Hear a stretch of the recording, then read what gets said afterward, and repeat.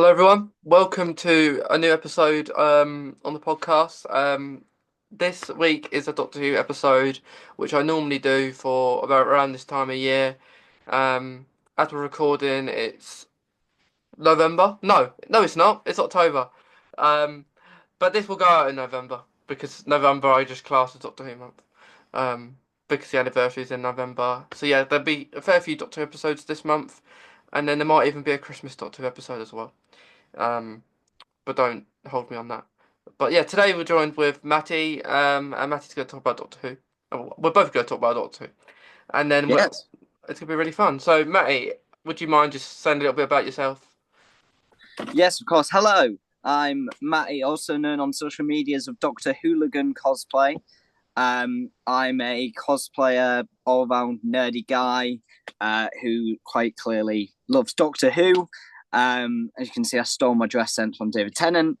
Um, I have been a fan of Doctor Who for as long as I remember, 20 years this year, old me, and all of them have that big boo box in them. If you catch you on things like TikTok, I'm normally cosplaying things like Doctor Who. Or at this sort of season, it's Beetlejuice season for me because I also love Beetlejuice, and that's how I started cosplaying. So that's coming back ready for MCM Comic Con at the end of this month, which is going to be a busy one. So really excited to be here, and always love the chance to talk about some Doctor Who. So I guess you've seen the well, I haven't seen it, but the new Beetlejuice film. Yes, it was very good, very fun. I'm meeting Alex Brightman, the actor who plays the musical version at MCM Comic Con. So I've got a big project that I'm working on at the minute, fully overdoing the costume, ready to meet him, which is a big moment for me. But I'm excited to be there, and I'm hoping they may introduce some more Doctor Who guests. I met Catherine Tate and people like that at early in January, so that's great. So I'm just wanting to up it a bit now and see who we can meet. Yeah, it's always nice for you to meet all these new people. Um, Absolutely, yeah. November last year, I think it was in Scarborough Comic Con. They had Pete Davidson, they had Colin, they had Sylvester, and they had Paul. So meeting all four of them in one place was amazing, and it was always great to see them. Obviously, yeah, it's always good seeing the doctors. absolutely. Yeah, yeah, Paul McGann's really nice. Paul is Yeah, always nice. I've met Paul yeah. McGann on multiple occasions. He's absolutely lovely. I do want to meet some of the newer doctors. It would be a dream to meet, obviously, David, Matt, Eccleston. I would love to meet Peter. Peter is my favourite doctor. Is that going to happen? Who knows? He was in, so I'm from Hull, and he was filming, I think, David Copperfield a few years ago in Hull, and I was in Lanzarote at the time. So Oh everyone was no, texting me that my favourite doctor was in my city, and I was out of the country, which is really annoying. you Um, could have I been know. somewhere different at that time. Absolutely. If I would have known and stayed in the city, I would have legged it there, but unfortunately, I missed him. Yeah, I think he doesn't. I don't think he likes doing conventions anymore, purely for the reason that he doesn't like people paying to see him. I Yeah. think, which is understandable. Um, but yeah, I remember once someone told me that a person because at conventions you can only get a certain limit amount of time with the guests. But this person was talking to them to Peter Capaldi and the guard was like, "You need to hurry up now. You need to go."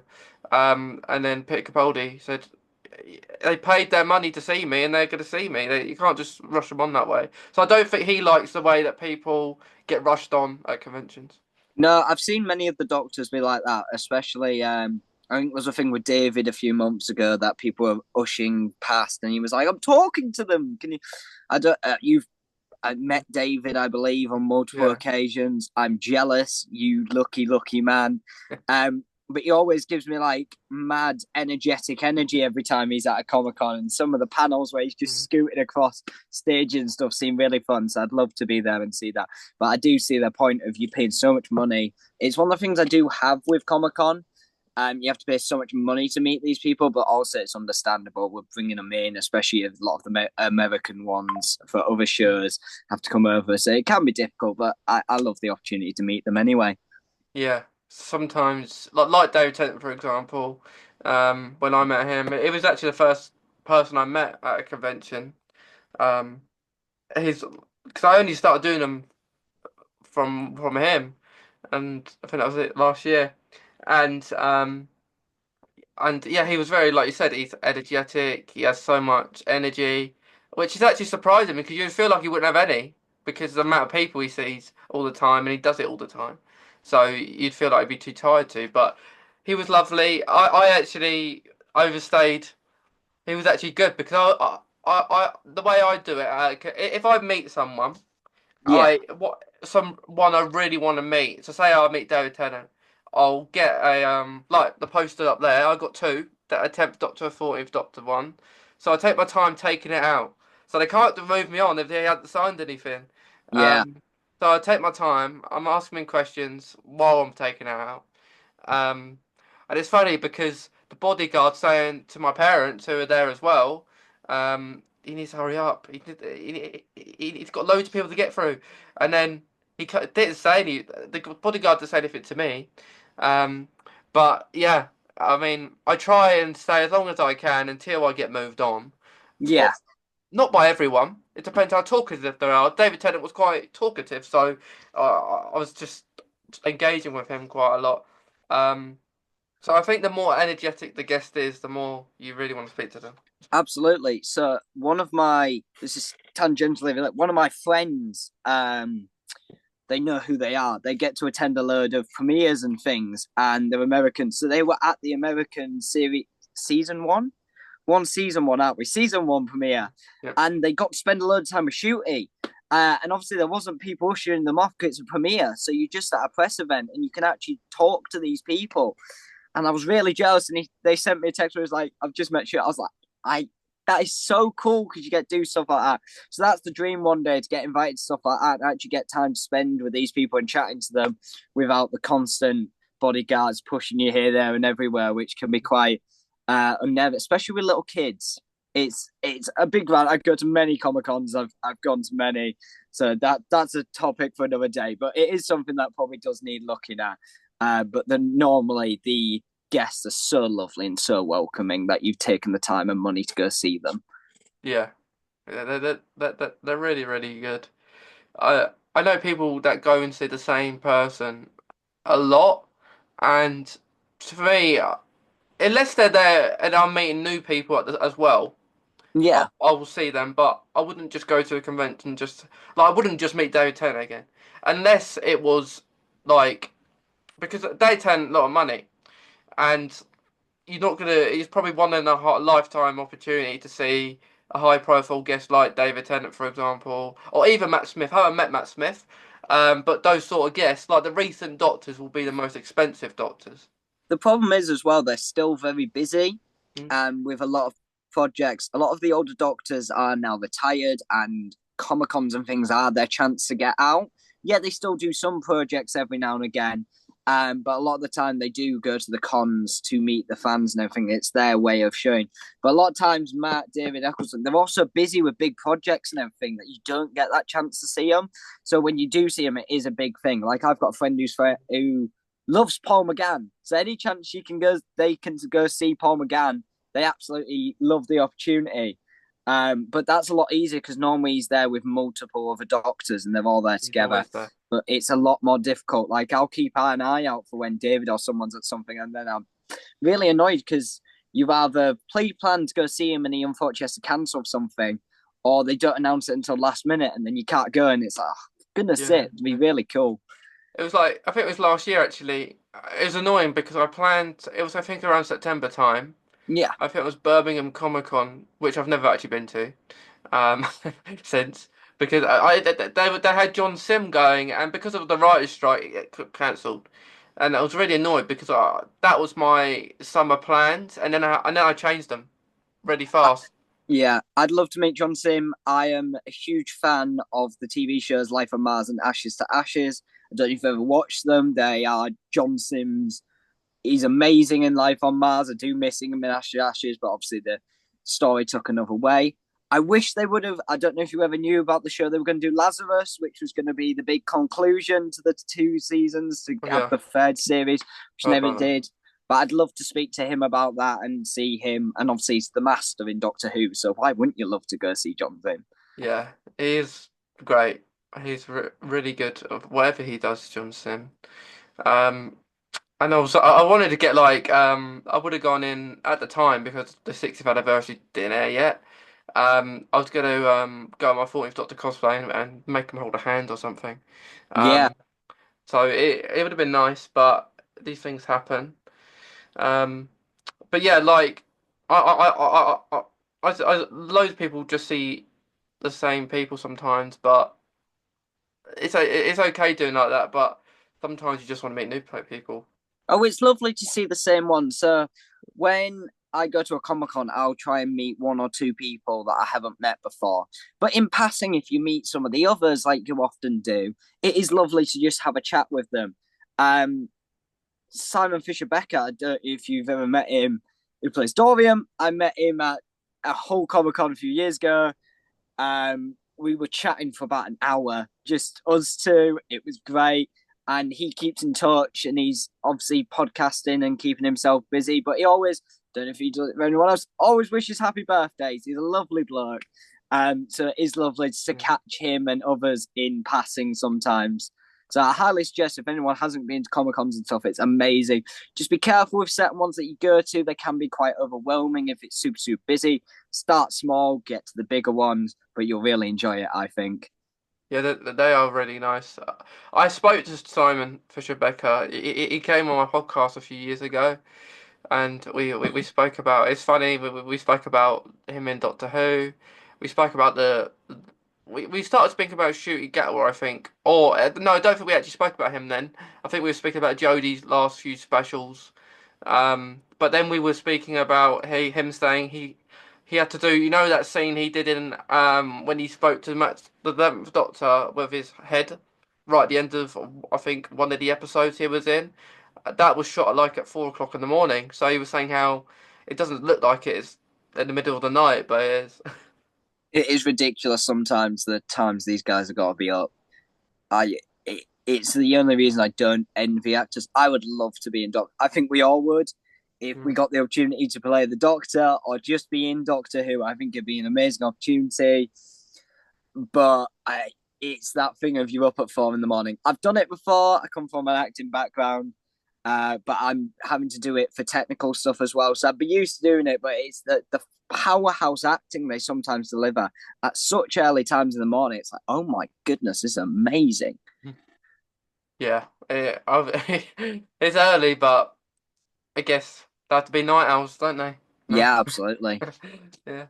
Um. But yeah. So with the recent series, what did what did you think of it? Season one, it's an interesting one. I'm not sure of your opinions. I don't think we've spoken about it yet. It's lovely to have Russell back. It was. I'm going to backtrack a little bit to the 60th. I just want to give a few notes just to give some context on my feelings of Doctor Who. My favourite seasons of Doctor Who are season 4 and series 8. I'm going to go with the Capaldi era. Series 8 is feels like Stephen Moffat throwing anything and everything at a chalkboard. And I think that's brilliant with some of the great ideas they come up with. I prefer Capaldi in 9 and 10, but I love the ideas in 8 of this grumpier doctor messing around with a lot of fun ideas. And then obviously season 4 was the peak of the show back in the day.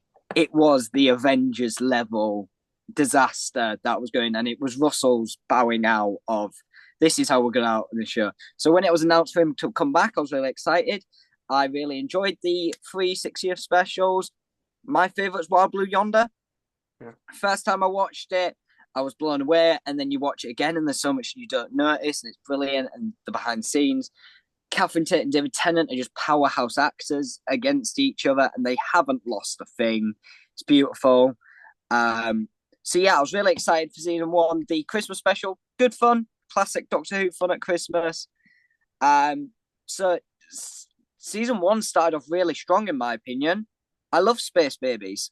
It's a brilliant episode. It's a lot of fun, and it's very showing Shooty Gout where is a fun doctor. he 1 minute is comforting babies, the next minute he's making them scream just because he can. He's such an ancient character that he can flip flop between the two, and it feels natural.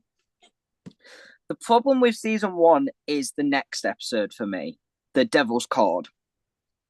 It doesn't feel like it should have been episode two. Hmm.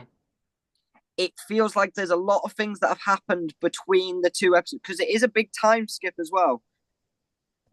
Why is the Doctor suddenly so fearful of these characters? Like the Maestro, when at the end of the giggle, he's literally jumping around in his underwear, defeating the toy maker, having fun. It doesn't seem right. It feels like there were some other things that should have led up to this. My theory is, and it's probably not correct, people can say it's wrong, that Devil's Cord was supposed to be later in the series, but they brought it forward for the premiere. I think because there was things like Eurovision going on, RuPaul, everything, they brought it forward, and it should have been late in the series because there's aspects that it establishes that show up in the finale, and I had to remind a lot of people in the finale that it was set up in Devil's Cord. So I think it was moved quite iffy. I don't know what your opinion on the first two episodes are. To me. Yeah, when I watched the first episode, Space Babies, I mean, every episode I watched at midnight, then I watched it again in Yes. at 6, and I do hope in the next series they don't do a midnight release. Only because I just enjoyed the episodes coming out at 6 all the time, or whatever time it was. It might not have been 6. It's normally 6:15 or 6:45. It also gives everyone the same time frame because the problem with the midnight releases was so me and you stayed up till midnight to watch it. Other people weren't getting time to watch it till like 6 the next day when it should Yeah. have aired. So a load of people are putting spoilers and stuff online before people have even had a chance to watch it. And I think it does slightly break apart the fan base. So I think they should go back to like a 6 o'clock release so everyone's on the same page.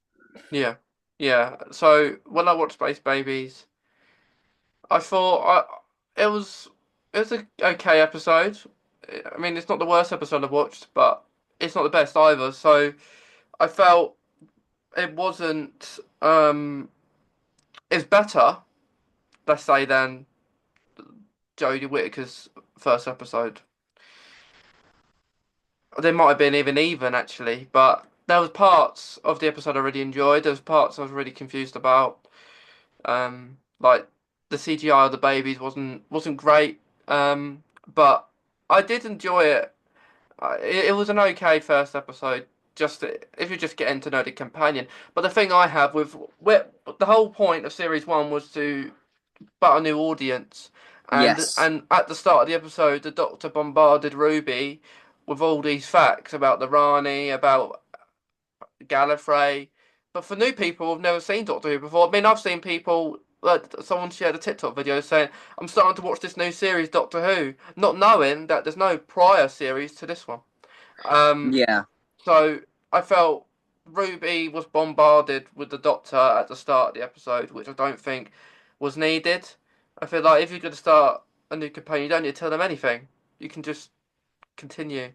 Um, but yeah, I didn't feel it was just it was an episode for like you didn't feel the second episode wasn't a second episode. I didn't feel the first episode was a first episode.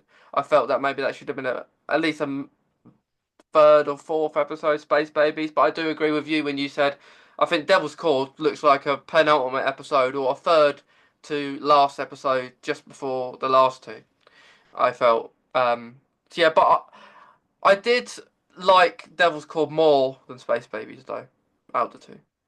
I love Maestro. They're such a fun character. Jinx Monsoon plays the character in such a fun and campy way. It is classic Doctor Who, with the way they go about it. There's a lot of mannerisms that come from like Neil Patrick Harris as the toy maker that I carried over, which I really love because the toy maker they are related, so you would get those sort of things. Um, what you said about Space Babies, I think the crime of constantly bombarding an audience with who the Doctor is happens far too often in Doctor Who that you can't really blame this one episode. Hmm. often when we get a new companion, you do have to set up who the Doctor is, where they're from. A lot of the time, that does happen in the second episode, and technically, this is Ruby's second episode. So I think they can get away with that because she is in the Christmas episode. So you can say, well, that's her first episode introduced to the Doctor. She's now getting explained the rules of time travel and everything, which is very fun. I do like the sequence at the beginning with the butterfly. Oh It's a yeah, I lot love of that bit. fun. It is Doctor Who just being fun. You can tell it is Russell. It is his classic going through the motions. That is the thing I have against Space Babies. Is it's a lot of things we've seen before. The telephone calling back to home feels taking the companion so far away, but also showing them that their home is safe. How many times did that get done in the Russell T Davies era? Too many. It does feel like he is going back to his old ways, which is fine for first episode. I do like the Star Trek references in it. It's very fun. That's very good. There is a big problem in Space Babies, which is also a big problem in the rest of the series, which I don't know if they're going to resolve now because of what happens in the finale. But that's the way the TARDIS works, Mm. especially when landing. Why is the TARDIS phasing and crashing through buildings constantly in this season? That's not how the TARDIS works. Yeah. It materializes and disappears in one place, materializes in the other. This is a new TARDIS as well, which is shown in the 60th to be quite good at what it does. Like in Wild Blue Yonder, when the TARDIS rematerializes to come and pick the Doctor and Donna up, it is a magnificent scene of the TARDIS flying through. I think it's brilliant. However, I hope that you go back to. I know it's very cinematic for this season one, but please go back to how the TARDIS is established to work with. Disappears in one place, reappears in another. If you want to show those flippy effects, show it in the time vortex like you normally do, instead of having it constantly smash through. But I think the only time it works is when the TARDIS lands in unit. But I think that's just the Doctor showing off. And I think any of the Doctors would do that with their TARDIS. Mm. So I give that one a pass. But the rest of the season where it's constantly hitting things, I'm like, hold on a minute. The 14th Doctor was shown to have immaculate control of this TARDIS, and now 15 just smashing it everywhere. It don't really add up, does it? No. Yeah, I know what you mean. Um, but yeah, with the phone call thing, I think it happened with all Russell T Davies' companions. They called home. Rose done it in the second episode. Martha done it. I think. It's 42, isn't Yeah, it? 42. I don't know if that is I don't think that is the second episode, but No, it's 42 is a bit in yeah, because they go back in time first. Because Martha gets the TARDIS key in 42, doesn't she? yeah. So And she she she gets the got a bit clue. later. Yeah. 42 is a good. I quite enjoy 42 these days. I go back and watch it and I like, this is actually quite a lot of fun. And then I remember Mm. who wrote 42 and I'm like, oh my goodness, this man, Chris Chibnall, can actually write Doctor Who I find quite fun, which Yeah, is quite annoying when you see his era of the show and you go, but you had such promise. Why have you done this? yeah. It's better. So some people are just better when they're not the actual showrunner. They're better at writing it. Um, like just as a side. I think Um, Moffat is the key aspect of he was better when he's reeled in by someone else. There's so many Moffat episodes I love to bits. However, there are in the Russ T Davies era, a lot of the Moffat episodes are considered a lot stronger and a lot more important because he did have someone to reel in. yeah, And skipping forward a bit, but Boom in this series, immaculate. I love Boom.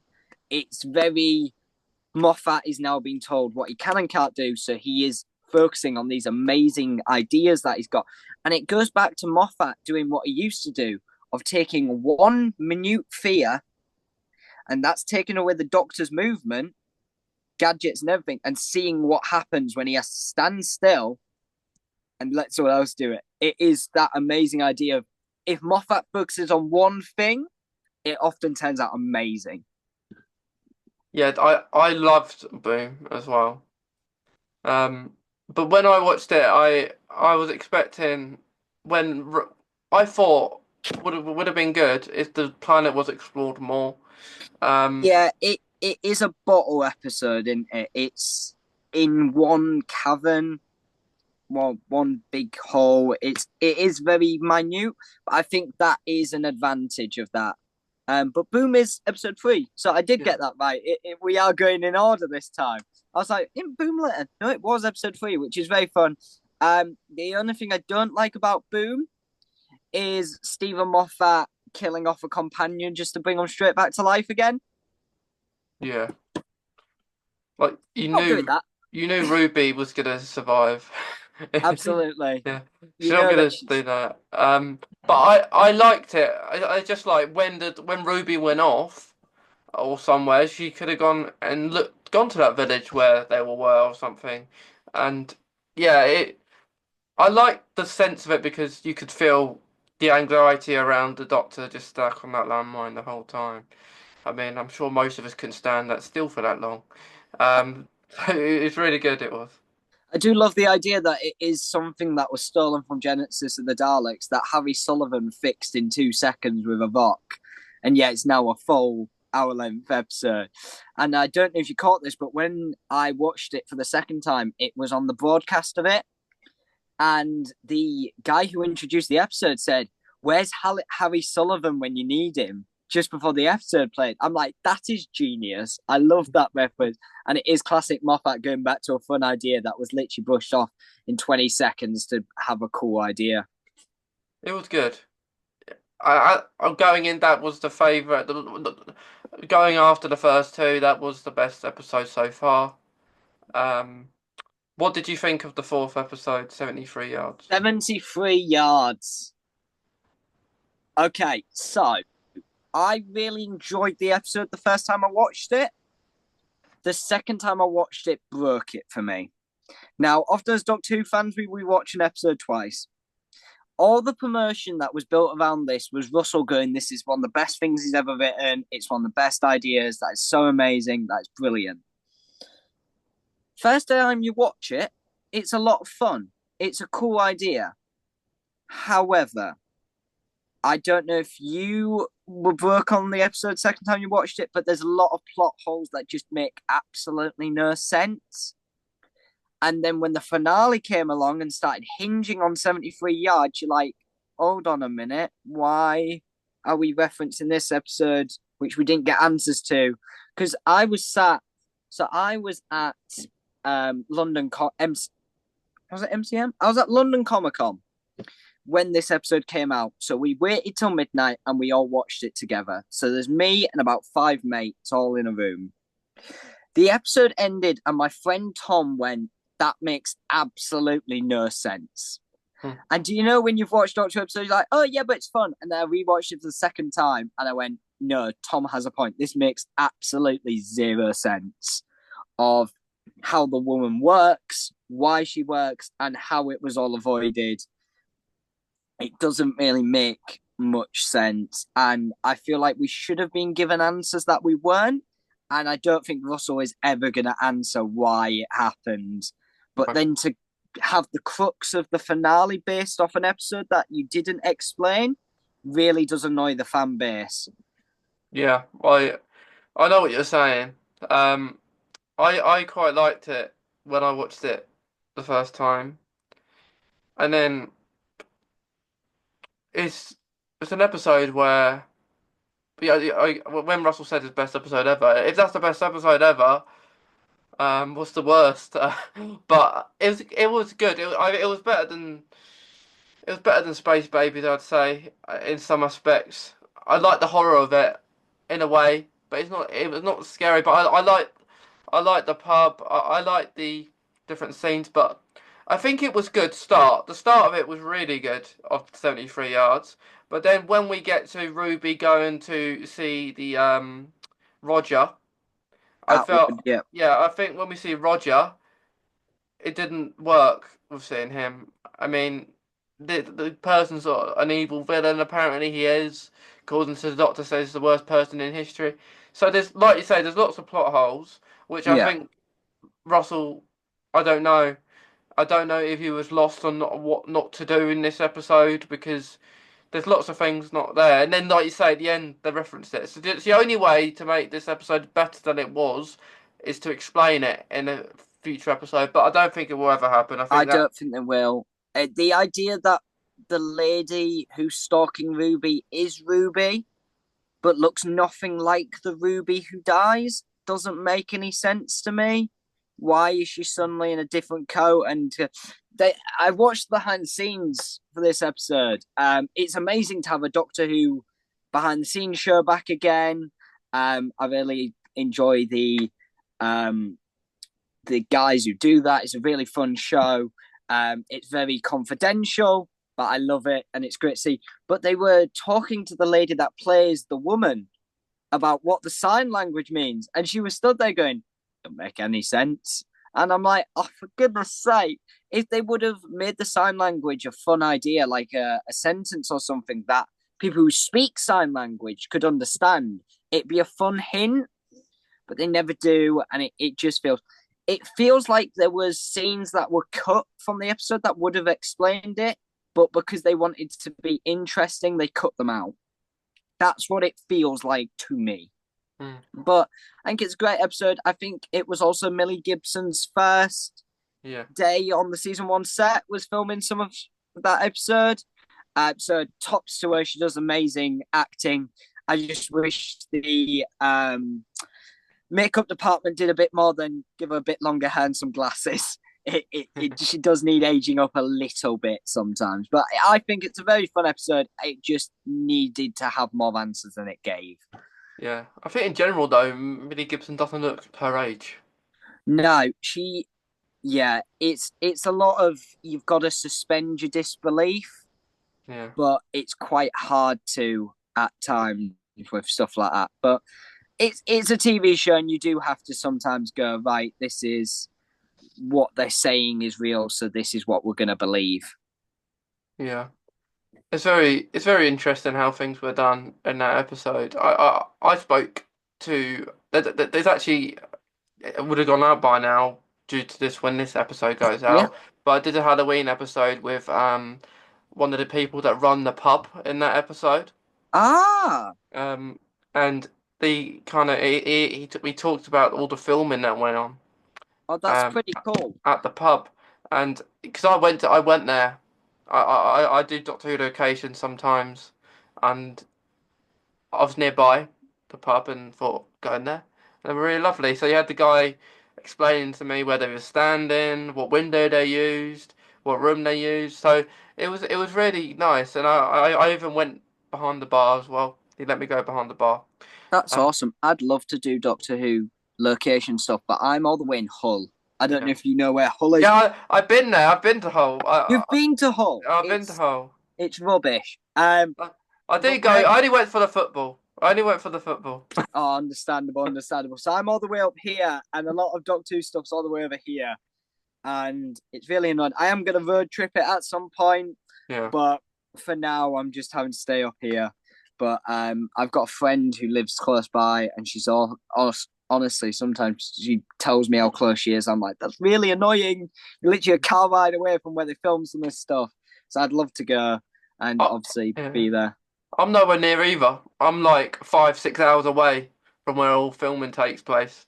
Like 6 hours away. I have people just I tell them, tell me when they're filming and just send me a video and I can share it. Because people message me, and just ask where did this get filmed? Where did this get filmed? And I'm not there, but I know where it is. Yeah, it's really Um, annoying you're giving that information to someone who could go there and you're stuck all the way up there. And it's like, oh, for yeah, goodness sake, it's no like fair. like I could tell you, Rogue.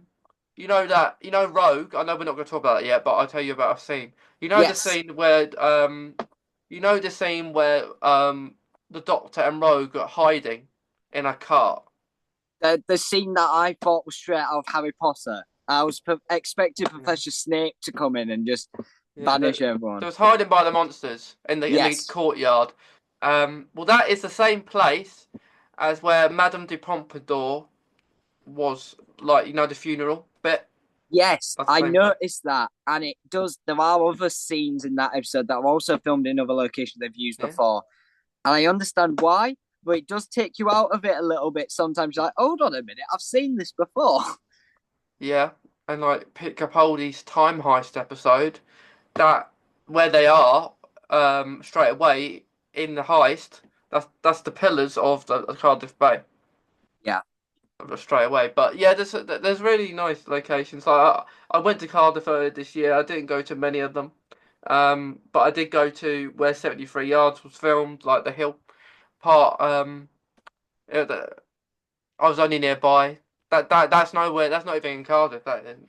But yeah, it's really nice to go and visit these places if The you thing can. I hope they reopen in Cardiff is some form of Doctor Who experience Yeah. or exhibition. I did Doctor Who Time Fracture back when that was open. What was that like? Amazing. It was amazing. I met certain people there that I'd followed on YouTube for years and just had the chance to be in a Doctor Who immersive experience. They've not said if they're going to reopen at a different location. I hope they would. I'd want something to be in Cardiff because then I'd road trip it, see all the sights.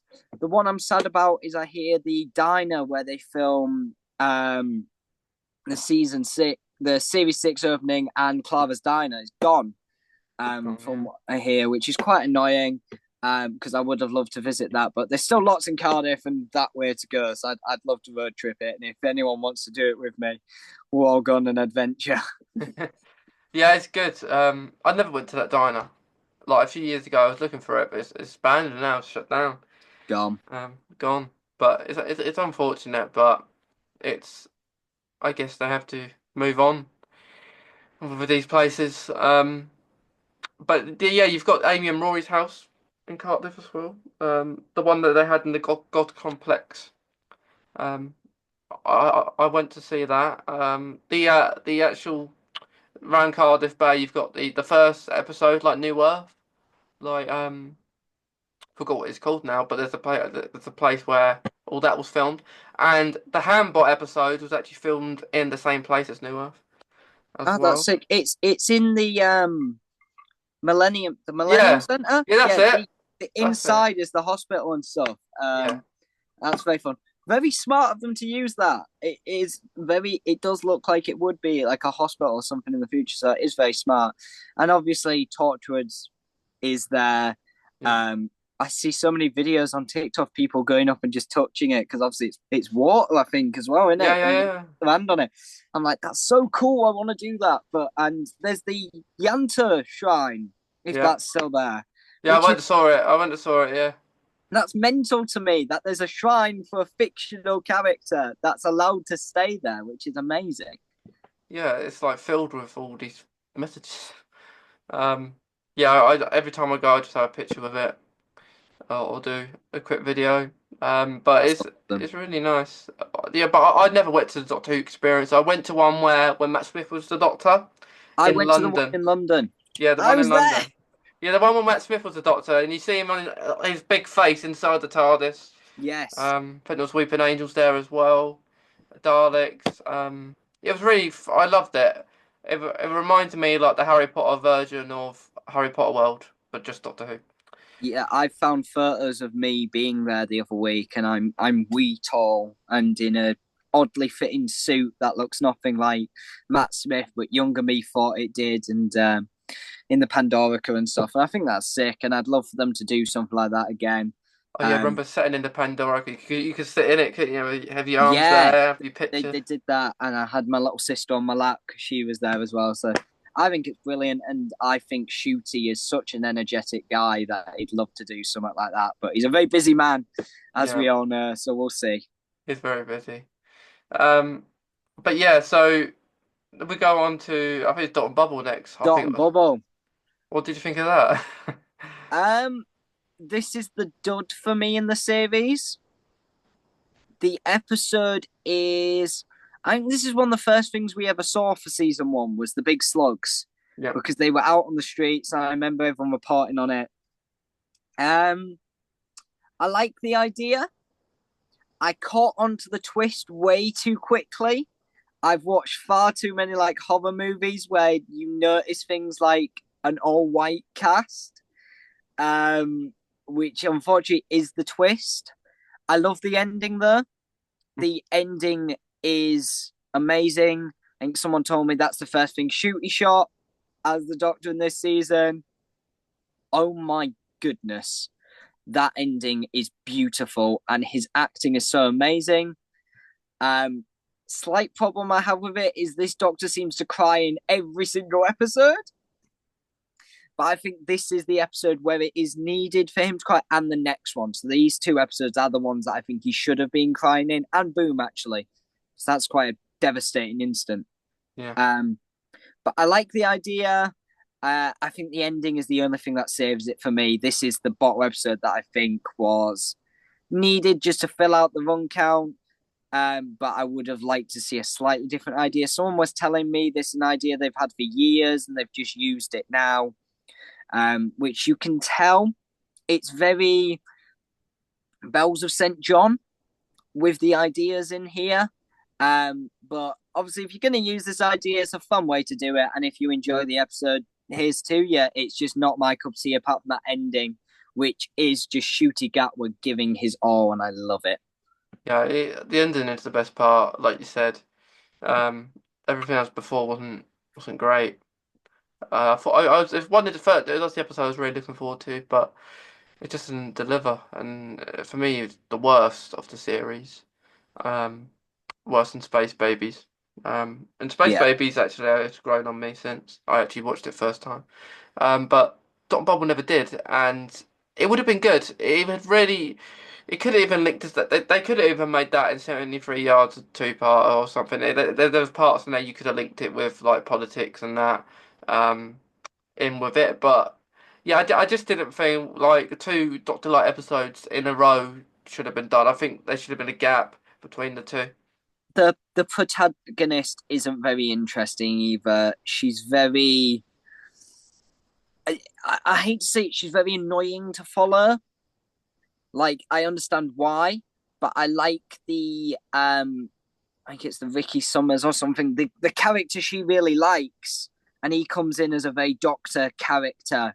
I Mm. love him. He's brilliant. He's in all the trailers. I was like, oh, this is going to be that annoying TikTok guy, isn't it? It's not. They put a twist on it, and he's actually really clever and he's cool, and he gives off Doctor energy. And then what happens to that character is really upsetting. Of what how she treats him. I'm like, no, I want him to survive and go in the TARDIS, and they don't do that, which is really annoying because I think he would have been the character that would have gone, hold on a minute, I'm going with the Doctor. I'm not going to go die. I'm going to go have some fun in time and space. And they did get rid of him, which is really annoying. But sometimes that's the way Doctor Who goes. Yeah, Ricky September. We need a what Yeah, if Doctor Who. We need a what if certain things happened that didn't. I think he's sick, especially when he takes that pipe in the end and just starts beating up the dot. I'm like, that is genius. I love it, and it's really sad how it ends for him.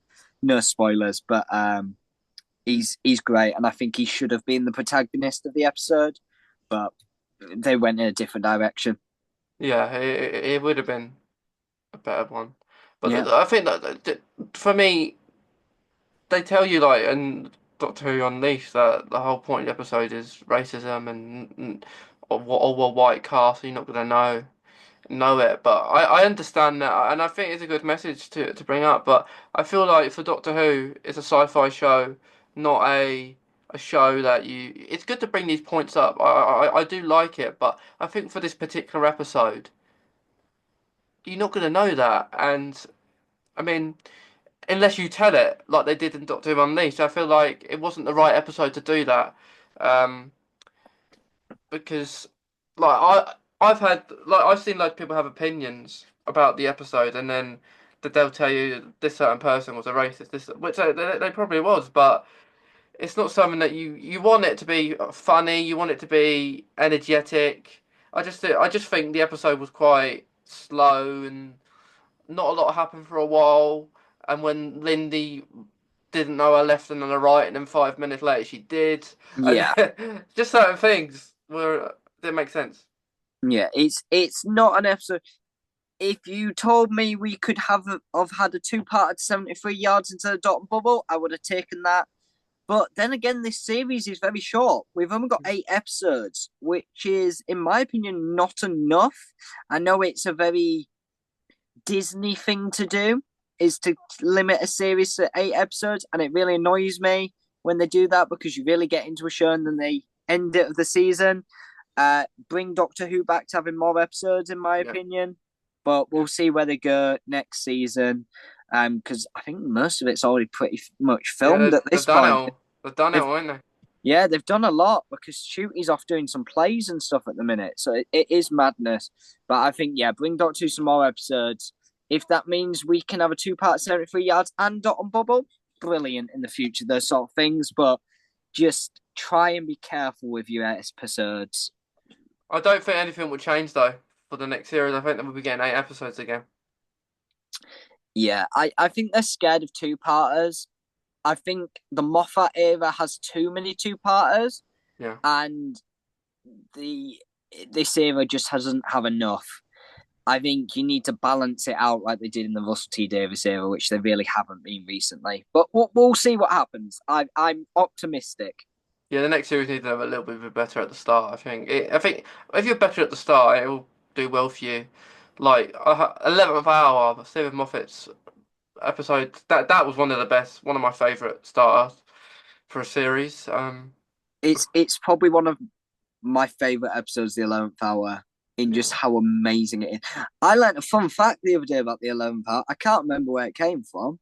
The tie they use in the 11th hour isn't the David Tennant one because he took it home.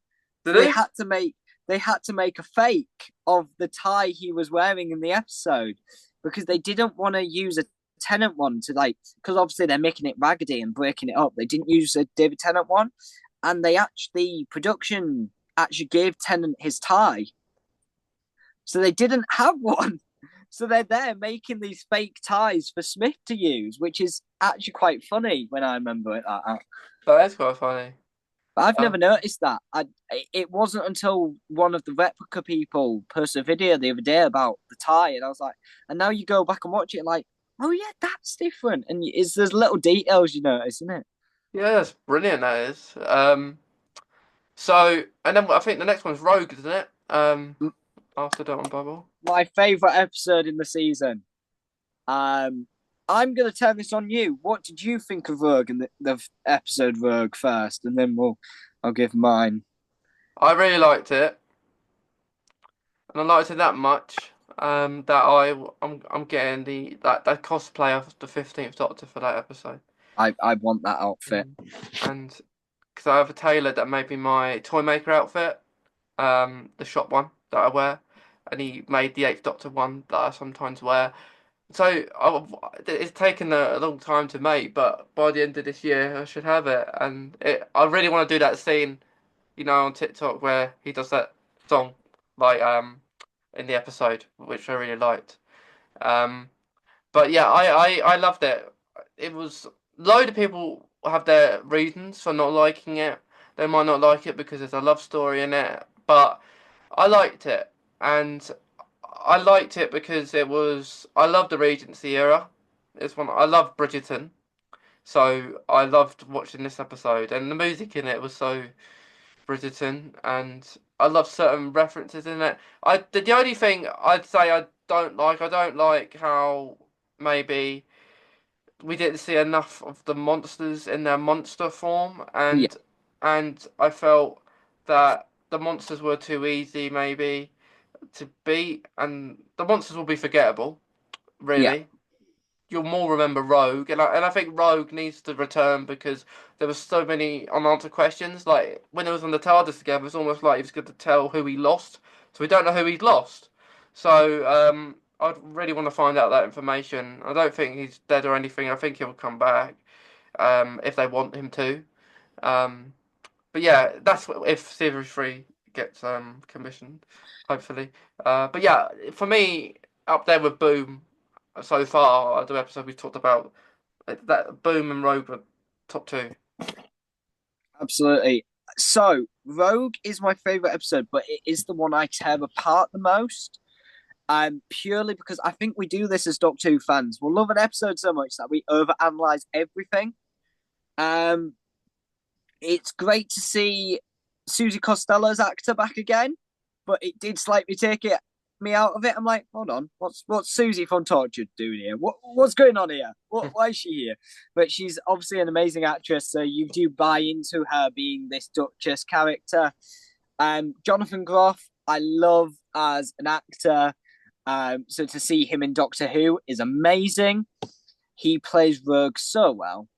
Um, it's such a fun episode. I think the fact that Rogue comes from D&D. I don't know if you've ever played D&D. I love playing D&D with my mates. So when we were sat there going, hold on a minute, this sounds a bit familiar, and then they're making jokes in the TARDIS and obviously very much flirting. I think it's brilliant.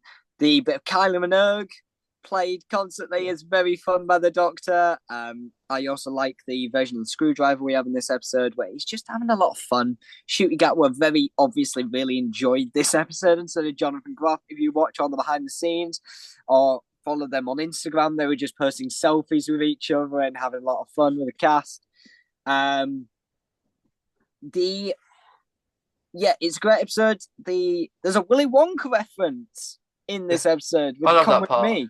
There's so many Doctor Who edits that have used that now, and it's beautiful because they like to show off the TARDIS and everything. It's great. It's just a very fun episode if you want to watch it. The problem I have with this episode is the idea of cosplay. So I'm a cosplayer. I dress up as characters and pretend to be them. What the characters in this episode are doing is not cosplay.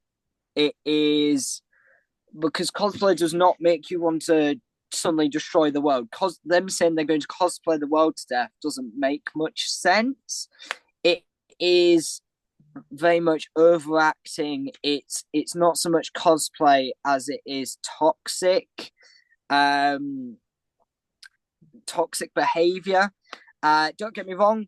In the Comic Con circuit, there are people like that who are sometimes take it too far and go like that. But a lot of the people you meet are absolutely lovely. And I think to villainize a community that is such a big part of the Doctor Who fandom, most of us dress up as a doctor. That's cosplay. You pretend to be them. It is cosplay. So to try and villainize that does seem like a bad idea. I can excuse it because it's just a classic misrepresentation, and it's still a very fun episode. And I think Rogue is such a fun character. If they don't bring him back, that's a crime. Especially the ending is beautiful with the ring. The Doctor puts the ring on is a beautiful moment, and that will continue to be a part of his costume. And we've seen it already that it is a part of his costume. I just think, lucky it fits his finger. What if he tried to put it on and it didn't fit? But obviously, it's Doctor Who, so they're not going to do that. But I think it is brilliant, and I do want to know who Rogue lost. So we'll see if he comes back. Jonathan Groff, very in need actor who is very busy a lot of the time. But I feel like we're going to see him and Maestro brought back, who are two very popular actors, and I'd love to see them again. So we'll see where this next. I don't know if he's going to show up in this season or the next season, but we'll see. The only problem I had was the community constantly saying this is Jack Hmm. and saying this is Jack before the Mind Wipe. And I'm like, no, these are two very separate characters. The only thing they have in common is that they're rogues and that have gay tension with the Doctor. That's just what it is. But we'll see where this goes. The other thing was they show some certain faces in the holograms who aren't canon doctors but now are. So the Schalke Doctor, what we are assuming is the Schalke Doctor, because it is the actor, shows up, and it does make people go, hold on a minute, where did this come from? But I love Richard E. Grant. So if we get some Richard E. Grant in the next season playing the Schalke Doctor, sign me up. He's such a fun Doctor. But we'll see where that goes. Yeah, they had loads of other people that you wouldn't know that going to be in a hologram. So, but it was really nice. I feel like they're doing lots of Eighth Doctor content at the moment, Doctor Who, as well. So it's maybe just a matter of time till he gets his own show. Hopefully. I mean, it's like what you said with the What If series, because the Schalke Doctor was the ninth Doctor canonically until Eccleston came around. So to have more stories with him in a What If scenario would be really, really fun, and I'd love to see them do it. And they've referenced Schalke before in the Time of the Doctor, I think it is, he talks about having a robotic boyfriend, which is a reference to when the Schalke Doctor turned the Master into a robotic version of himself. So I think it'd be great fun. And it did make the fan base go a bit kooky. Russell did say he's going to play with some ideas, maybe multiversal, so we'll see where that goes. And I think on a Disney budget, you could pull it off. Yeah, definitely. Um, so with the finale, so start with Legend of Ruby Sunday. Yes. What did you think of that? I think it's a strong opening to the season. Um, it's very fun to see Unit back. As I said, the TARDIS flying into Unit, Gold Protocol is very, very fun. If you've seen it, it just crashes through and the Doctor just walks out like this is a normal thing for him to do. It's great to see all the characters again. Obviously setting up for the Sea Devil, War Between the Land and Sea series. It's always great to see Kate. Obviously, it's been about 10 years since the beginning of Kate Lethbridge Stewart because she shows up in Series 7A and now she's here in the past the 60th. So it's amazing to see her and she really has embodied this character. Colonel Ibrahim is always great fun to see, obviously getting his gains in. And we obviously have Mel, who is always fun. And it's just great to see Unit doing their own thing, especially the time window joke where the Doctor goes, "Do you have a time window?" And Kate goes, "No, you said we couldn't." And then he goes, "Do you have a time window?" And she goes, "Yeah, this many floors down." I think it's very fun. The ending we'll talk about in a minute because I think that's very spoilery territory that we'll get into, and I've got a lot of things on that, so I guess you probably do as well. So my general about the episode is it's very fun starter. However, I don't think the ending should have been the ending. I think the beginning of the next episode should have been the ending cliffhanger, but we'll get into that in a minute because that's very in-depth territory that we'll have to go over a few things. Yeah. When I watched this episode, I thought it was the most Russell T Davies style episode since series 4, um, The Legend of Ruby Sunday, Yeah. because it was just really, I really enjoyed it. I watched it at the cinema, and it was really good. The first part was up there with Boom and Rogue, but some people say to me they rate finales as one. But for me, every episode's their own, regardless if they're a finale. In recent years, we may find the first episode is the best of the two-parters sometimes, and sometimes you might get the second part to be a bit better. Like maybe like the human nature storyline, we may like the last part more than the first part because the Doctor's basically just human for the whole episode, and the next part you actually get the Doctor. Um, but yeah, the only thing about the episode that maybe wasn't great was that they were in unit for virtually the whole episode. Didn't really do anything. Doctor just stood there unit the whole time. Then at the end went down to see Susan Triad. But like you say, I feel it could have ended differently. I feel the ending wasn't great, Mm. of the first part because I don't know. It was just I wasn't scared. I wasn't scared, and I knew who the monster was going to be anyway. But we get back to that in a minute when we talk about the last one. But yeah, I did enjoy it. It was good. It was good. But yeah, it's all about that. The whole series is about Ruby's mum, and Yeah. So that's very much a thing that comes up next episode. I saw it. I remember messaging you because I knew you were seeing it at cinema. I saw it the 2 weeks apart. So I saw the first episode, like most people would have seen back in 2010. When you get your first episode, then you have to wait a week and you get your second episode, which meant I had plenty of time to rewatch it and think of the episode. And as you say, I really enjoyed this first episode. I think it's good fun. It's great setup. It's great to see Shooty running around, having fun with it. But yeah, there's a lot of.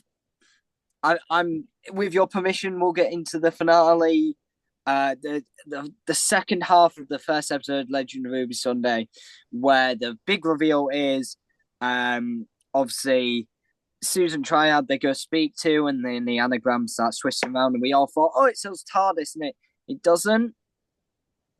I think that's fun, but I think we all knew it wouldn't be Susan because Susan gets dropped off in the far future when the Doctor leaves her.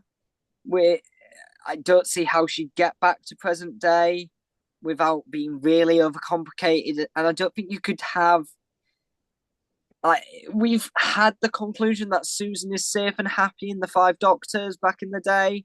We know Susan's fine, she's great, she's grand, she's got kid, it's fine.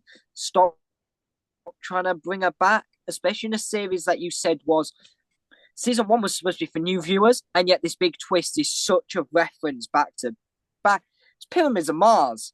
That's how far back it is. Fourth Doctor era. And okay, I think everyone knows at this point it's Sutek, and I think we all knew it would be Sutek. The anagram's really annoying because it don't actually spell Sutek correctly, and then it glitches so it does spell it correctly. So it's not really a fun mystery because you can't actually figure it out without messing it all around. Yeah.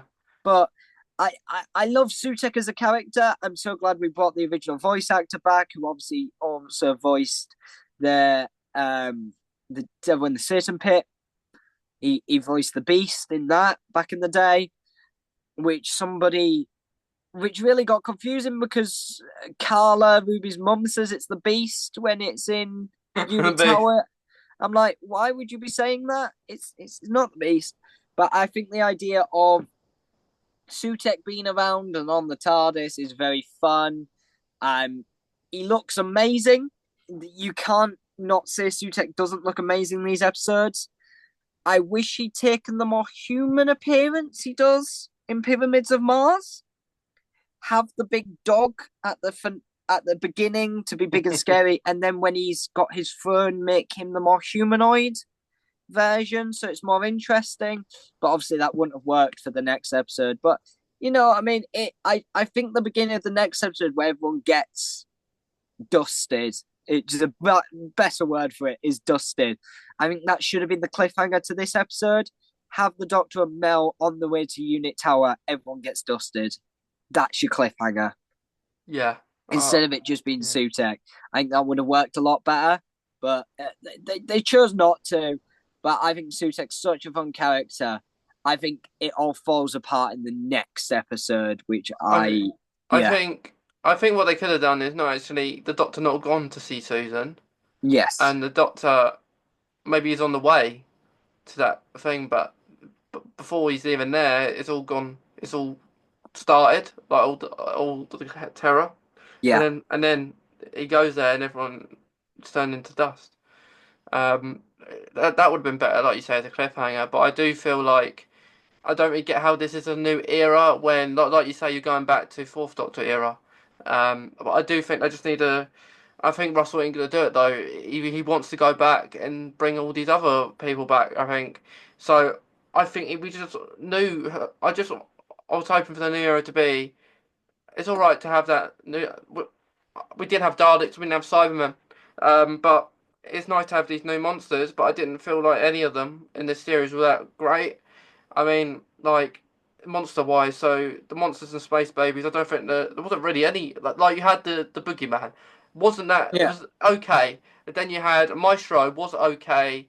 Boom, the monster was the landmine. That was all right, but it would have been That's nice. not a new character though. That's That's not. that's that's the that's a very Stephen Moffat. The soldiers in this are from the church, which Stephen Moffat introduced way, way, way back. Yeah. And then the arms are by the Valgard, who create the squareness guns. So they're not a new character either. They're from Empty Child back in the day. So that is Stephen Moffat being sneaky and putting an old enemy in a But new episode. But before that's the only, Boom, yeah, before Boom came out, I heard that maybe, which I was hoping they would do this, it would have been better if there was actually monsters in the dark stopping the Doctor from moving, rather than the landmine yeah, stopping the Doctor from moving. I think if there was monsters in that episode, Boom would even be even though it was good, it would have been better. So you had them, and then after that you had the monster and Dot and Bubble. I didn't think it was great. 73 yards monster. So really, out of all the whole series, there was no standout monster. I would say is the best monster, which is quite bad in a sense because you look on prior series, you look at and then you feel there's multiple really good ones. But in this Yeah, series, there seems to be not a lot. So yeah, I do hope the next series goes into. I think they're going to go into the same vibe of fantasy and horror, supernatural, which I do like that. But they just need to make it not going back all the time, and like the fast forwarding of time periods was only there probably because there's an 8 episodes, not enough. I Um, I and think we're too deep in now. I feel like we're gonna go very much in the direction of Sutek isn't the only one from back in the day.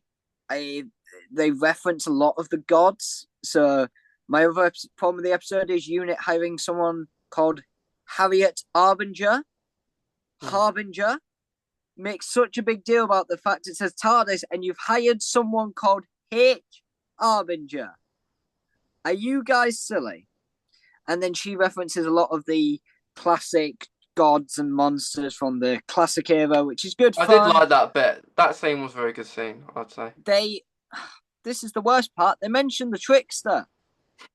I love the trick. I thought Ruby's mum was going to turn out to just be the trickster. They're dressed like the trick. Why is it not the trickster? Imagine how fun that would be. That's the reason they can't see who it is. That's the reason Sutek ain't got a clue. Because the flipping trickster just messing around. How fun would that have been? And then you've got Hook for the next series of the tricksters behind the scenes because Sarah Jane's gone. He ain't got to mess with Sarah Jane anymore, so he's gonna go after the Doctor. That's who he's gonna go after. And I think if the trickster doesn't show up, it's such a disappointment. The trickster's theme is literally in the Devil's Chord. You hear it. Why are we not going with the trickster? It's such a cool idea because then you could have ramped up to someone like Sutek, but they didn't, and it's really annoying. And I really hope we do get the trickster in the next few seasons because he's such a fun character. But do But you I think this, find, but do you find it even more annoying, or do you? Because some people are divided with this opinion that the mother is a nobody. Do you like the mother is a nobody, or what do you think about that? Because some people are like it's good for the story because Ruby's actually found her mum and is no one important, or the mother because the mother is, or is the mother someone in disguise that will be someone in the next series. so this is a good way into Empire of Death because it's the thing that I have the least problems with in the episode. I like the idea of her being nobody, and the reason she's important is we put importance on her. Great, brilliant idea. Why can't Sutek see who it is when he's on the TARDIS twice in that place? It's literally said the TARDIS materializes there twice. Surely he would have been able to see who it is if he's no powerful god. Why is he so obsessed with this idea of a random woman? Why in the time window can we not see her? The time window's supposed to be back in time. You should be able to see it. Why are we acting like she's just invisible and can't be seen? I Mm-hmm. have no problems with her being normal. The problem I have is you build it up as such a big mystery that it's going to be really important, and all the clues point to someone like the trickster or an earlier version of the Doctor, especially with the boots. A lot of people are saying it looks like Jodie's boots. I was like, no, it don't, but I get the idea of it. It could be someone we know from the past. To just have Ruby then become normal. It also annoys me that Ruby, when she thinks of the memory, Snow appears. Because then why are you saying this if the mum's just a normal woman? Yeah. It does annoy me, but I'm not as annoyed as other people would be. But I do wish it went in a different direction for the story because it doesn't make much sense. What I would like is maybe the trickster has made the mother up, and but the thing is, this won't happen anymore. Ruby's stories is told because it may be or not be, but Ruby is not in many episodes of the next series. So Yeah, really, they're not going to be focused on her as much anymore. They're going to be focusing on this Vereda Safu character. I think it's playing a character called Belinda, and might actually be set in the past, which would be okay. Um, and the Harbinger, which you mentioned, looks like there's going to be an episode with that name. on I think it's a cafe. Yeah, Um, it's more gods because yeah. Mrs. Flood's there as well. Who a lot of people are convinced that Mrs. Flood is a character we've seen before. Possibly, they're saying it could be the White Guardian because of the outfit, or they're saying it could be Romana. And I don't know. I don't know if it would be, but she is showing up here a lot, which is really annoying. But then she seems really nice. So I think it's more realistically Romana. I feel like if you're gonna take a character like that, it's really annoying because then the Doctor's no longer Last of the Time Lords again, but you've just made it so he is. Just I'm hoping it's going to be an interesting reveal of who she is, Hmm. but I have a terrible feeling it's going to be so god based that we're not going to get satisfying conclusion to that. But as you said, I'd love to see the Trickster involved in some way, but I don't know if they would do that. Or Mrs. Flood is just Mrs. Flood, just the next door neighbour. Who shows up in the 60s because she's just there at the same age. Yeah. And then she goes full Mary Poppins, doesn't she, at the end? Which is why people think it's Romana because that's an Yeah. outfit Romana wore. But you don't know. And Russell has such a bad habit of leaving these clues now. I think the problem is the fan base is so annoyed now because they're leaving these clues and yet going in a completely different direction. Need You're like, answers. yeah, why are you leading us to clues that are completely wrong? There's a red herring and then there's just being really annoying. Yeah. But they, I think the big problem with Empire of Death is the TARDIS and Sutek. Now, I don't know if you saw this, but on the day the episode came out, I made a tweet. And I probably shouldn't have made the tweet or this TikTok because it went bigger than I would have thought it would have, which I really shouldn't have. But I made a tweet saying, so I've rewatched Empire of Death, and Sutek shows places that the TARDIS has landed. And one of them's Bad Wolf Bay. And Sutek says everywhere the TARDIS landed, he spawned a Susan. So everywhere is now in death. And I shouldn't have done this, but I said, this is Bad Wolf Bay, which the TARDIS has only landed on in the Power Universe. I literally went back and watched all the episodes because someone said it does in one of the episodes when he says goodbye to Rose, it lands on Doomsday. I said, no, the TARDIS is still in our universe during that. It don't go anywhere near the Power of Bad Wolf Bay. The only place that the TARDIS has landed Bad Wolf Bay is the Power universe when the Doctor drops the Tyler family off at the end of time. Not in the end of time, series 4 finale. And I said, Rose, the Meta Crisis, and everyone you know in the Power universe is dead. Because the ending of the episode shows Sutek dragged through the time vortex to fix everything. Power Universe is a separate time vortex. Hmm. It doesn't link up. They make a massive point here in the Cybermen 2-part in Series 2 that the time vortex is separate. The Time Lords don't mess with that. It is a separate time vortex in the Power Universe. So dragging Sutek through that wouldn't fix the Power Universe. So everyone, unfortunately, is gone. Now, it was just a fun idea, but it is something like that where you're going to put a reference to Rose and the Power Universe in there, Bad Wolf Bay, which is to Who fans one of the most important places in the Doctor Who universe, and just say, yeah, Sutek's killed everyone. Yeah. Because they're saying Sutek has been on the TARDIS since the Pyramids of Mars. And the TARDIS have been destroyed, rebooted, so many times since then that it doesn't make sense. What I think they should have done is say, I don't know if you'd agree, but when the Doctor's at the edge of the universe in Wild Blue Yonder, the fourth Doctor set the time corridor to go to the end of the universe or the edge. It's weirded, phrased weirdly in the episode, but it's insinuated to the edge of the universe. Yeah. So that's the most likely place Sutek would have been able to hook onto the TARDIS. And that is where I think it starts making the weird noises, is in Wild Blue Yonder that everyone was pointing out. So they should have said that's when Sutek got on the TARDIS. So all the episodes we've seen, Sutek has been on the TARDIS. Because now it doesn't make any sense. Is there two Suteks when the TARDIS was cloned at the end of the 60th?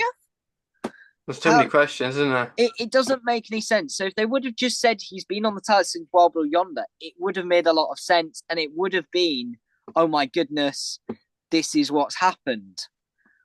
But because they didn't, it becomes so much worse. Because you could have said the Doctor had travelled to all these different places while we haven't seen him. Because season one takes place over quite a while. Most seasons of Doctor Who do. It's not a. There's rare examples where it'd be a small time scale. Normally, we're seeing their adventures over like years. So you could have said the Doctor and Ruby being good. Oh no, these prisoners, Sutek's done this, and I think they shot themselves in the foot, and it quite bad because then the fan base just got I don't know if you've seen the amount of memes of just Sutek on the Yeah, TARDIS just yeah, being I've seen them. Yeah, electrocuted and died. It's so stupid. He really should have been on the TARDIS in Wild Blue Yonder. yeah, yeah. It makes sense. So let's we could do it, both of us. On we may be a bit different. Let's rank each episode in order. So let's say our worst to favourite. Um, and then yeah. So what is your worst favourite episode out of all of them? So the one I dislike most is Dot and Bubble. Is probably the episode that I'd rank last. I don't have fun with the episode. Even some of these ones that I find annoying and bad, are still very fun to watch. So I'd Yeah, think Dot and Bubble would be last for me. I yeah, don't I know about agree. you. Yeah, I Dot agree. Bubble. I Okay. I agree there. The next worst would be. I would actually say Empire of Death. I'd put 73 yards purely because we don't get any answers. And when you rewatch it now, because there's no answers, it gets more annoying every time. Yeah, At least with Empire of Death, I still have fun watching it because it feels like a very the watching Sutek be dragged through the time vortex is very fun. that is And fun. I like it that is part. it's when the Doctor runs into the TARDIS and goes the Ood. I'm just like that's beautiful. If Shooty Yeah, Gatwa does not get to meet the Ood, that is a crime. he has to. And oh, sorry, really quickly before we keep going, we didn't mention the memory TARDIS. Oh yeah. I I love the memory TARDIS. It's from the Tales from the TARDIS series. It's very fun. If you don't know what the memory TARDIS is, go and look into it. It's an amazing mashup of all the TARDIS series, and I really encourage everyone to go watch Tales from the TARDIS. So it's very fun to have that. Wish it was in the Doctor Who canon more often, but it's out there somewhere, so it's very fun to have. But that's why I think ideas like that make sure that Empire of Death is higher on my ranking because it's more fun to watch. So I agree with you, it's not great, but I think there's a lot of episodes I'd rather put lower. Yeah, yeah. I know what you mean. I. It's just that for me, I went to the cinema, and because I went to the cinema, I didn't like it. I didn't like it. But sometimes it changed around. Um, but so yeah. So third for me would be.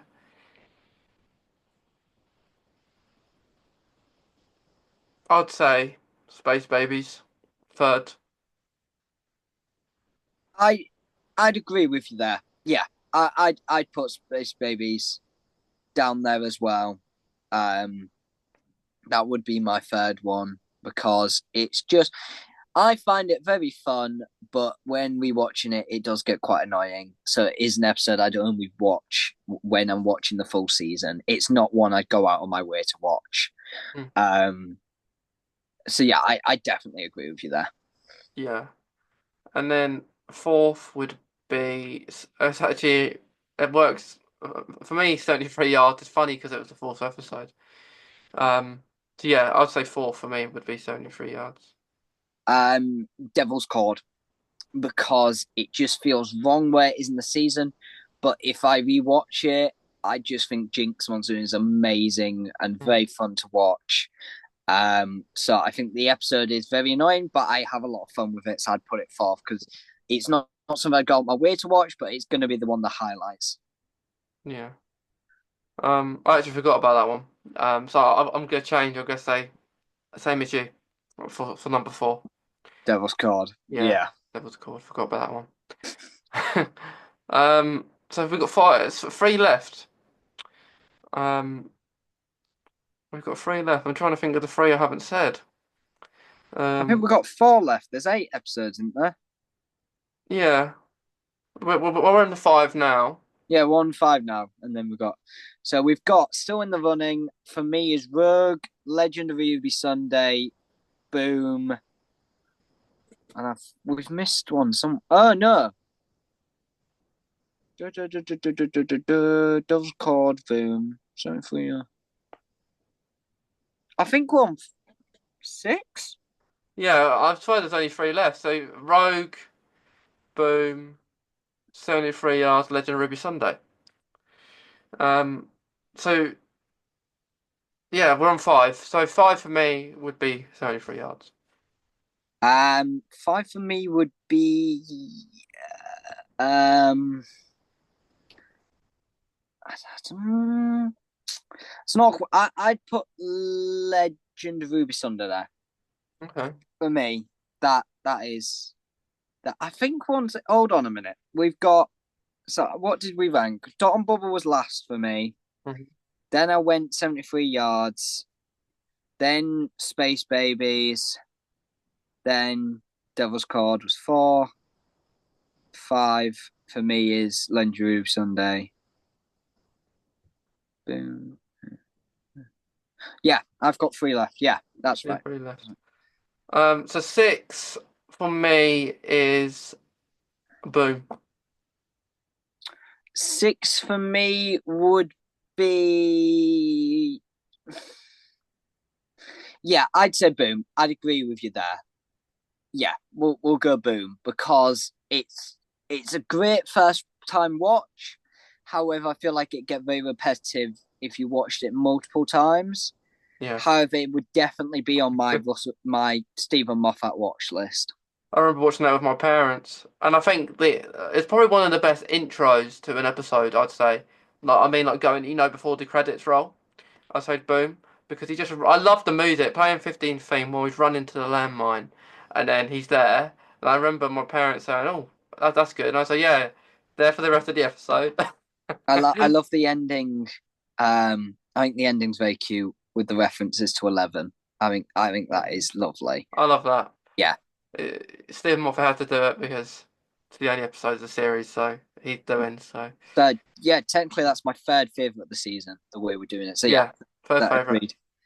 Um, I'm gonna say second favorite is Legend of Ruby Sunday.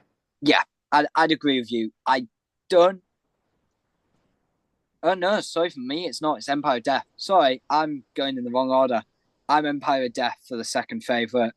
Yes, there's a lot wrong with it, but it is a lot of fun, and the ideas in it are great. So I do like it. Yeah, Rewatching it multiple times, it would be the one that I would rewatch purely because of the fun ideas, and having Mel and the Doctor reunited is a lot of fun. And Sutek's just so commanding. It makes no sense, but it is good fun to have Sutek back. definitely.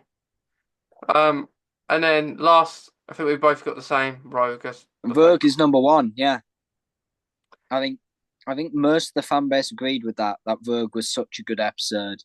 There's flaws. There's flaws with all these episodes. There's not an episode I'd say that's flawless.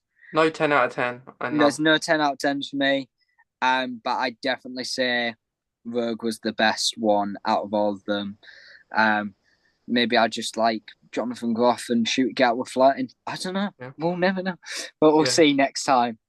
The top, I'd say, but out of the 60th, I know you said yours is Wildly Under as your favorite. Mine is The Giggle. Um, but I would rank them in the reverse order. So I would say The Giggle's the best, then Wildly Under, then The Star Beast. So I'd go Wild Blue Yonder, The Giggle, and then Star Beast. I love the 60th. However, I do also acknowledge it has a lot of problems. Wild Blue Yonder just seems more perfect because there's not really a problem with it. It's its own contained little thing. I think the other two are too busy. Star Beast is busy setting up that these characters are back and the Doctor's got his old face back and it's a lot of fun. The ending of Wild Blue Yonder also probably takes a bit more of an impact with seeing Wilf again. I feel like it does just cap off that episode perfectly to see Wilf in Camden. And then obviously the giggle. I think it just seems very busy a lot of the time. Like having Shooty introduced, and yet he's having to share screen time with Tennant. I like it, but I'm also like the Toymaker's defeated way too quickly. But if they want to bring Neil Patrick Harris back, please do. He's amazing. And we need more of him in Doctor Who. Like, there was talks back in the day that he was going to play, if they did a Doctor Who American version, he was going to play the Doctor. But I think Neil's a lot more fun as a villain. So bring me more Neil Patrick Harris, please. Thank you. Yeah, Toymaker needs to come back definitely, and not get defeated so easily. Yeah. But yeah, I think the Star Beast. I really liked it when I watched it. I'm still waiting for that Beep the Meat plushie. I'm still waiting. I've got a problem with a lot of the merchandise at the minute. Where is all the merch? So I know you've got the new screwdriver. I don't at the minute. I'm still on this version, the 14th, which is on red at the minute because I think it looks quite cool. I think I've got 3 versions of that, but the merchandise department is so lacking at the minute. Like the new Sonic looks amazing, but it's taken so long to come out, and there's nothing else. So at the Toy Fair, they were showing off figures for the Skiffer Warriors. Not the Skiffer. That's Jurdy. Who are the Warriors in the 60th? Why, Wrath Warriors? The Varth Warriors. That's it from Starbase. So you got the Varth Warriors. They had a Ruby figure and the 15th figure. They're not released yet. Why are we not releasing these figures? I know fans would have killed to get a version of Donna in her 60th outfit and then the character from the new episodes. Because they've not released a TARDIS, they've not released figures, they've not released a meat plushie, which everyone would buy. Yeah. It's the meat. You're missing such an opportunity. And I think, why are we not getting the merchandise? Because especially with Disney behind it, you'd think they'd be pumping out merch constantly. And they're not. And I think they really do need to buckle down, or character needs to lose the license. Because with the 14th Sonic, we got that before they even aired. They did really well with that one. But then when the 15th, we've had the series. We've already had it. Yeah, it's so late. And they keep releasing the B&M sets. Now, I own a few of the B&M sets, and I like them. But that's not where you should be focusing. Get these new figures out because people want them.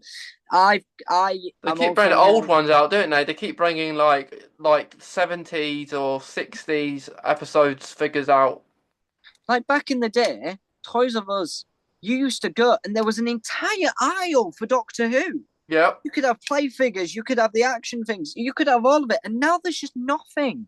And I think they really need to get back on that. So I'm a nerd in like most things: Star Trek, Doctor Who, Batman, Star Wars. The amount of toys that Star Wars, Power Rangers, things like that get constantly, and we're sat here with nothing. I think they really need to up it, or the license needs to go to someone who's actually going to produce a lot of toys, but high quality toys. Like, I can't keep waiting. I remember when they brought this out.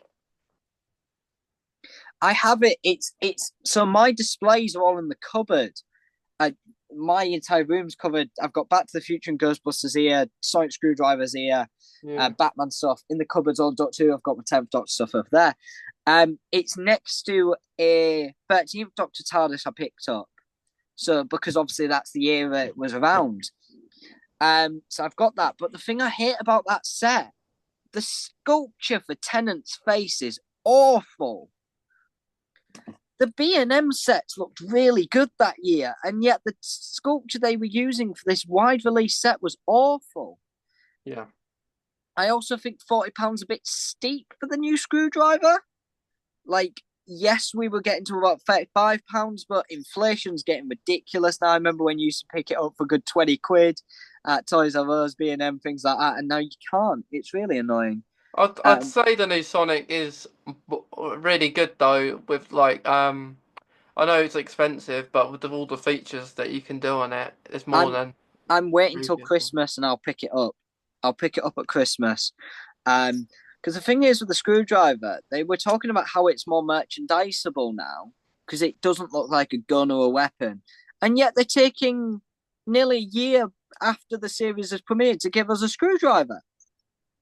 Why is this taking so long? They had it at San Diego Comic-Con, and then we had to wait months. Like, I don't understand it, but that's a rant of like a collector who I am, and I know you are as well. Of they just take forever to release things compared to back in the day where it was constant.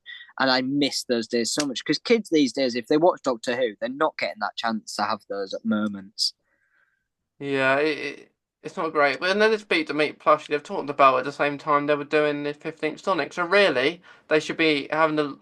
I don't even think that Beat the Meat plushie would come out this year now because they should, unless it's announced in November, it won't come out at all. I'm hoping around November they do a massive, like they're gonna release loads of things about what they're releasing, and they're going to mass production on stuff Yeah, again. But I don't think characters should have the license anymore if they're slacking this much. Like people like Hasbro or Bandai are constantly producing toys on a massive scale, and character just really isn't. It's very upsetting, but we'll see where it goes. Especially Disney behind it, they really should be out in some merchandise here. yeah. You'd think because Disney with Doctor Who now that would get lots more than we do, but we're only getting some now and then. And I know when there's this 15 figure like that that they're releasing. Um, so that should come out soon. But yeah, hopefully. Yeah, it's really missing from my collection. Obviously, I love having all the doctors, and then there just isn't one for Shooty, which is really upsetting. I would have loved a twin pack for the Giggle, where Shooty and Tennant are sharing the outfit. That would have been a lot of fun. I want them to release something like that. They need to do it so you can have your regeneration bundle like they normally do. Should have done But that. Yeah, we'll see what happens. And I think if we keep going and telling them, they should do it. But we'll see. we'll see.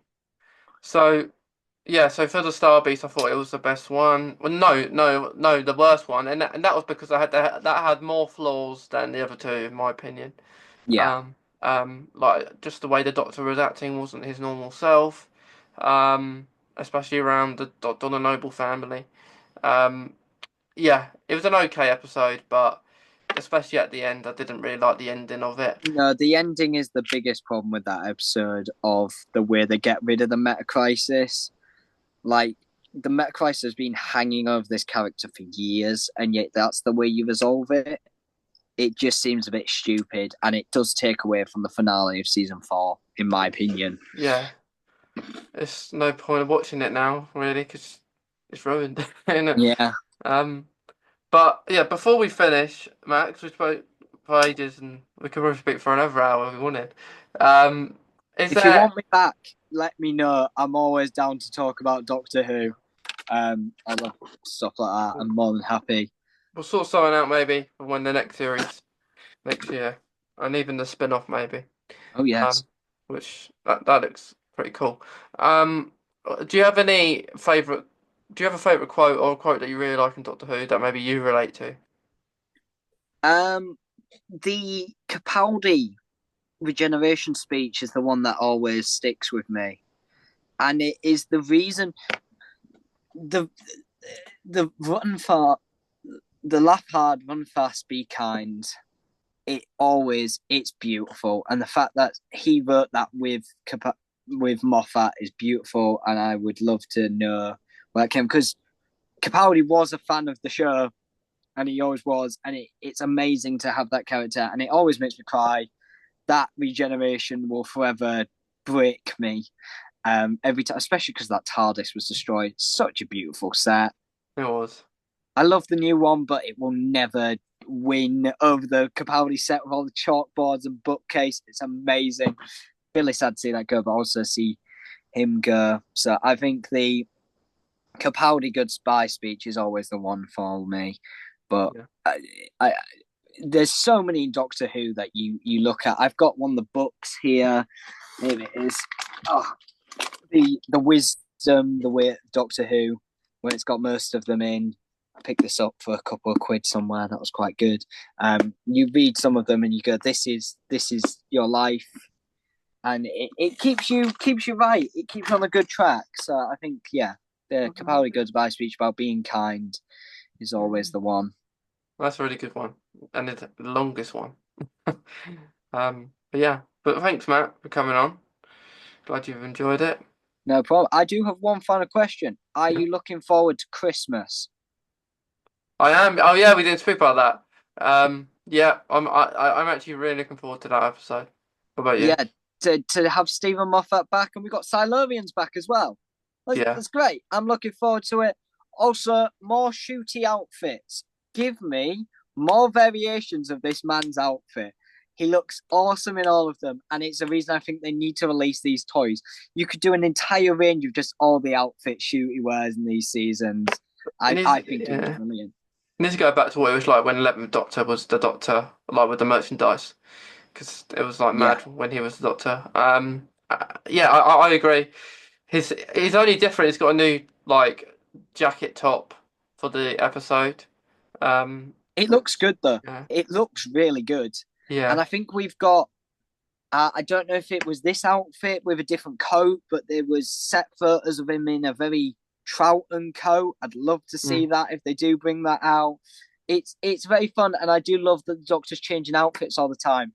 When Capaldi was the Doctor, he'd constantly be wearing different t-shirts, different jackets, things like that, and it does add to it instead of the Doctor constantly in the same outfit. And I'm like, has he washed this? Is this jacket washed?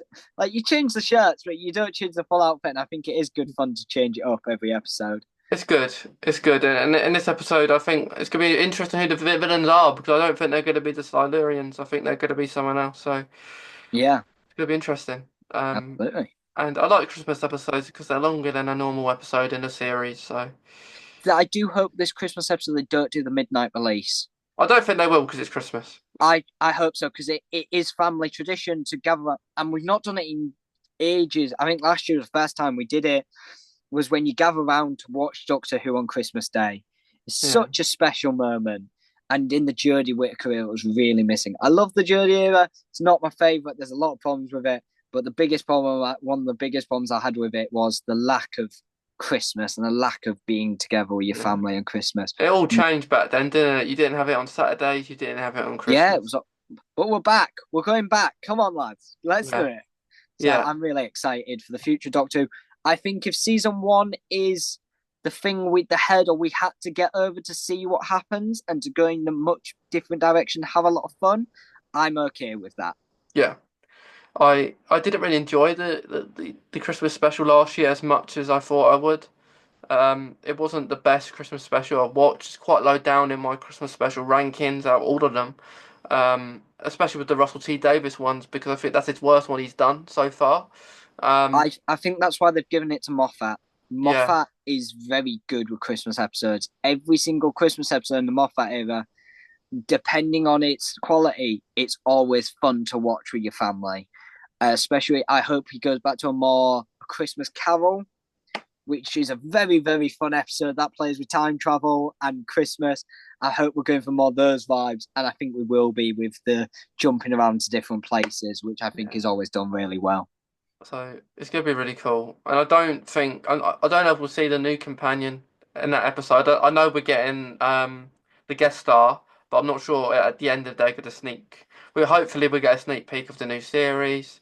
Yes, Um, and I reckon it'll be earlier, but around March. I presume the new series will there next year. I'm hoping we go for back in the day what Russell was doing, where Doctor Who's only off for about a few months instead of like a year, which really hurt the Stephen Moffat era because Doctor Who would end and then you're waiting another year for an episode. It's like, no, give it back to us when it used to be off Because for like 2 months and then it, back again. if they do it this way, I do enjoy it in July time, like this year. But because so say we started in March, we probably finish by July, and then you have a few months of probably the spin-off that'll probably come in autumn. Yeah, It would work out. So say we have a spin-off each year, and eh, a spin-off and a series. It's almost like you haven't been away from Doctor Who. But the problem is, if they don't get this new series commissioned, we will be waiting another year. So I don't know if they can film it all in one year. To say it's they need to it needs to be commissioned fairly soon, so they can maybe start filming the start of next year. I want to see a sequel to the Sarah Jane Adventures Yeah, with Luke, Varney, and that lot running around because the that'd be kids are awesome. obviously still around. It's another excuse to get K9 back.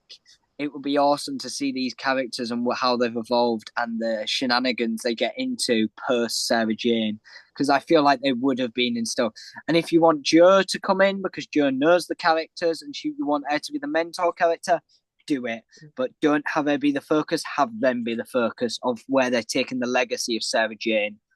I think Yeah. that'd be quite fun to do. And you could have it on CBBC again. If that's the kids show we have to give to kids so they know Doctor Who, do it because the Sarah Jane Adventures was so fun and it helped have that gap between Doctor Who. The Joe Katie Manny's lovely. I've met her a fair few times, and she's always really nice. Absolutely. Um, but yeah, hopefully Doctor Who is going to be in a good place after the Christmas special. Hopefully the Christmas special's good. But Stephen Moffat's are always good. Um, I have enjoyed Russell T Davies' Christmas ones though, but just the last one didn't work out. So this one hopefully good. Um, Absolutely. but thanks Matt for coming on. No Um, problems. and to anyone listening and watching, we hope you've enjoyed it, and we will see you in the next episode. And have a nice rest of your day, everyone.